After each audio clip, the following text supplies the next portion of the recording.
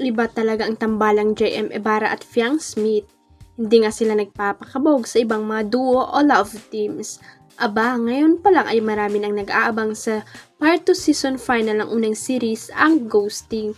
At ngayon pa lang nga ay nagre-request ng champion fans sa Iwan at sa direktor nito na si Direk Theodore Boborol na sana ay matuloy na ang kissing scene ng mga karakter ng dalawa. Parati kasing nabibitin ng mga fans sa eksenang halikanin na JM at Fiang. Parati kasing nabibitin ang mga fans sa eksenang halikanin na JM at Fiang. Pero sabi nila kung hindi man matuloy ngayong season, baka sa season 2 ay magkaroon na ng kissing scene. Kumpirmado na kasing magkakaroon ng ikalawang season ang hit series na JM at Fiang.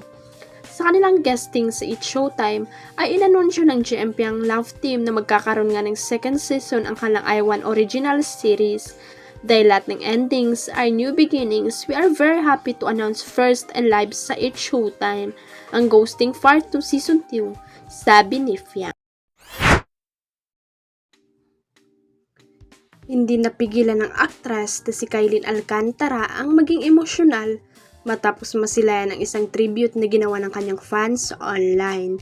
Sa isang video na ipinost ng fan account at muli na namang nirepost ni Kailin sa Instagram, tampok ang isang sulat tungkol kay Little Kailin at kung gaano ito magiging proud sa mga naabot niya ngayon. The Little Kailin would be so proud dahil natupad na nito yung pangarap niya.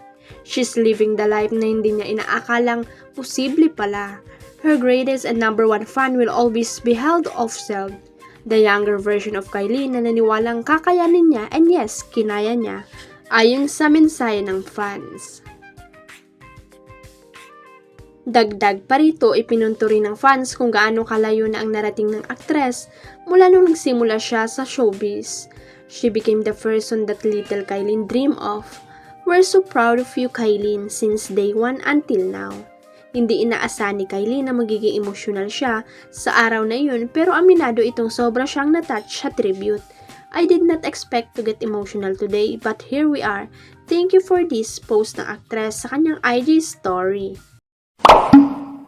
Huwag kalimutang i-click ang subscribe button at i-ring ang notification bell para sa latest at legit chika updates.